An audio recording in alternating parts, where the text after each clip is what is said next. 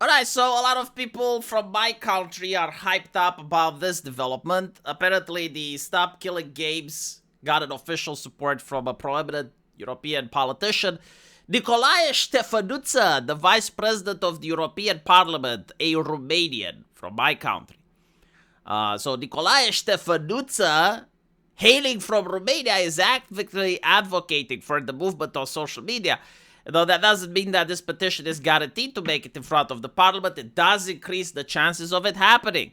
Stop Killing Gays picks up support from the EU government due to the nature of the European lawmaking. In order for a petition like Stop Killing Games to get the genuine attention, it has to get over 1 million signatures. As a result, the petition hitting its goal of signature doesn't mean that it's guaranteed to be acknowledged by the parliament, and those who support it are doing everything they can to get as many signatures as possible. Okay, so here's my take, right? Like, I do think it will actually get debated. Why? Easy political brownie points, right? Like, all you gotta do is to give some lip service about it, and you cannot lose ratings over it. Politicians, believe it or not, especially the ones in the European Union, they make around 10,000 euros a month.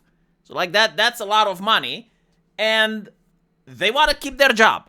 Like, their whole purpose is to get reelected. And so, like, when they get, like, a freebie, which is this, like, there's literally no reason not to talk about it, they will talk about it. However, this is where the lobby system comes in, right? Like, the people making the signatures, you're not paying the politicians. You're not giving them money.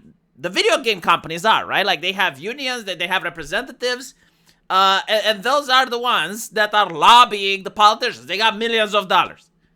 And so, based on European trend, based on what happened before, like, I will tell you what will happen here.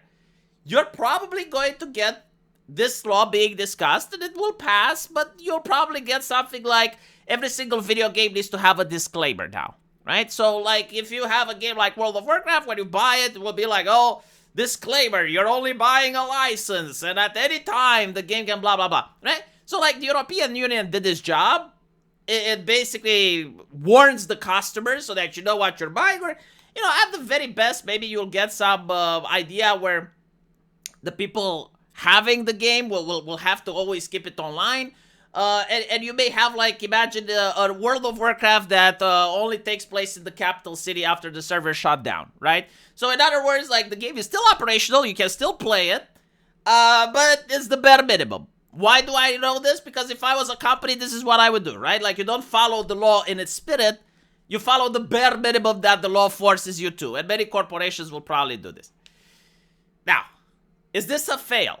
No, I think it's a huge success, okay? Like, I honestly think that this campaign, in my opinion, should have, if this mentality would have existed 10 years ago, the video gaming industry wouldn't have crashed today.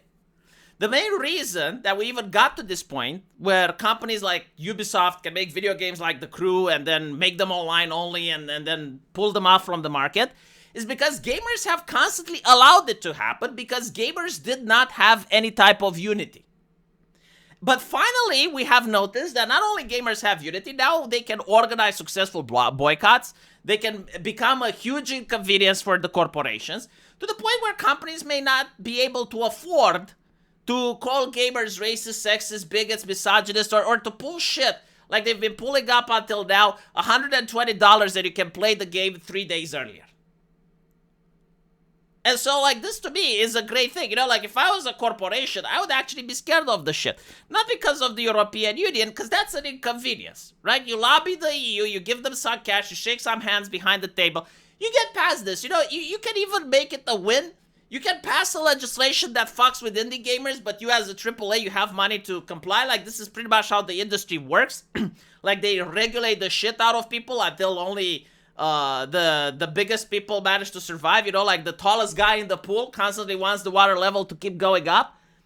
So, like, they can definitely do that. However, the biggest L that they have is that now the consumer has advocacy.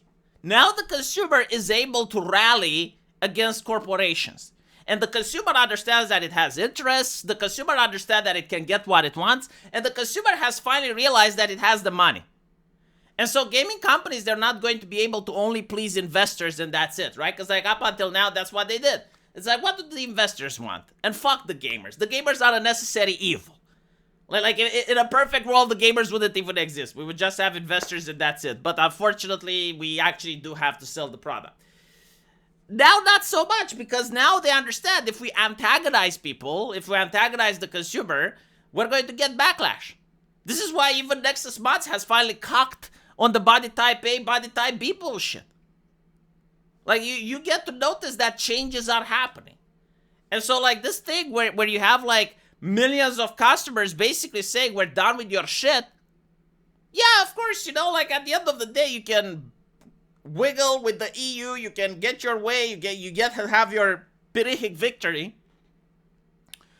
But if you look at what's happening, especially this year was the year of the AA games. And the AA games aren't pulling these nasty topics. These nasty tactics, sorry. Like, you don't get to see many video games that are AA pulling the online-only bullshit. And the other video games, they're from China and from Asia, right? Like, Wukong doesn't pull this shit. I don't remember Wukong being $120 with a requirement to go online and have a PlayStation Network account, while also, you know, giving you the ability to play like 3 days early. And you get actual competition. I do think that the people who are using video games as a money-making scheme, like they're treating video games like cars, like a product that you pull off an assembly line with no soul, no passion. You're just like trying to reverse engineer what worked in order to get a quick buck. I think like these people are going to fail. Right? Like the people that constantly invest money in marketplace and hiring psychologists to figure out how to milk the player more than their original cost of the game. Or to make sure that the player doesn't actually own the game, that you just have like a license and through their grace you're able to play a game that normally you should have been able to buy. I think those companies are going to fail because in this industry, in order to be successful, you need to have heart, you need to have soul. It's a creative industry. Not everyone can make it. And if you don't have passion, if you don't have heart, if you don't have soul, you're going to be replaced. And finally, the consumers have realized that they have the power to do the replacement. And so I think this is the biggest win. It's not the one with the European Union. Again, you can bookmark this video, you can save it, and we can see, you know, in 2 or 3 years if I was right or not. I don't have hopes that the EU will fix it. Again, hopefully they will. Like, I will be surprised if they do, right? I'm not going to look a gift horse in the mouth, but like, historically speaking, the European Union has not passed the legislation that favors the people in the last 5 years or so. Like, most of the stuff that they pass usually favors big businesses or favors governments or favors themselves. But maybe this will be an exception, right? Color me impressed. Let me know what you guys think. And as always, I will see you on my live stream. The link of it is in the comment section.